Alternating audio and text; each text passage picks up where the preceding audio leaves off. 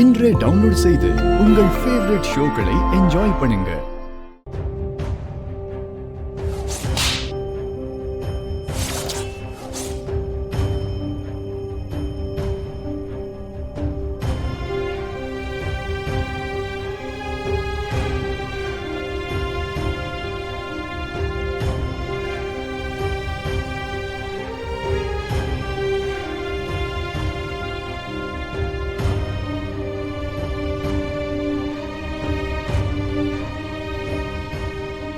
CP sir, என்ன யோசிச்சுட்டு இருக்கீங்க? தூங்கல இன்னும்? நக்கலா இருக்குல்ல உனக்கு?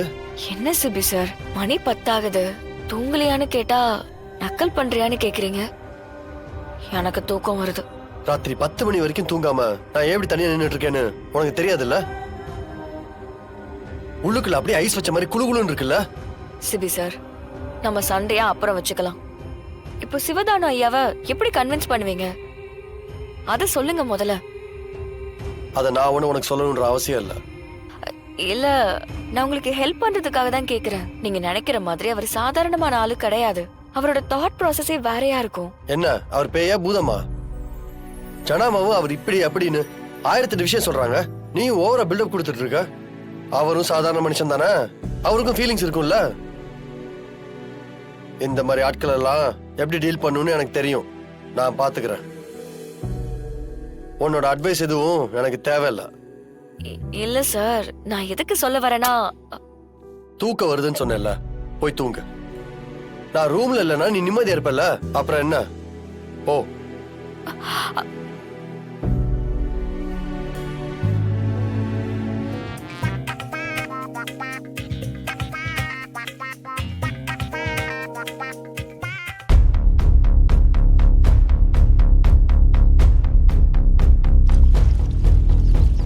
எதுக்கு வந்த?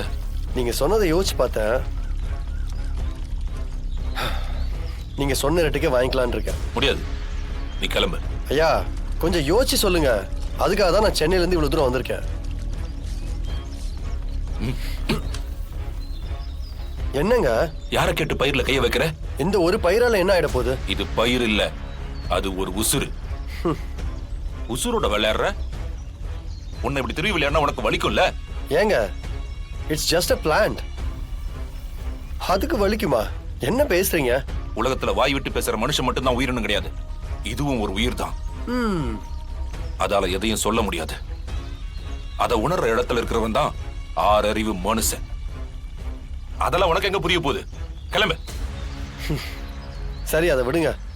நீங்க கேட்கிற அமௌண்ட்டுக்கு நான் தர்றேன்னு சொல்றேன். நீங்க ஏன் மெட்டீரியல் தர முடியாதுன்னு சொல்றீங்க? என்ன 10% 5% சேர்த்து தர்றேன். முடியாதுப்பா, கிளம்பு. கொஞ்சம் இறங்கி வந்தா ஓவரா முரண்டு பிடிக்கிறீங்க.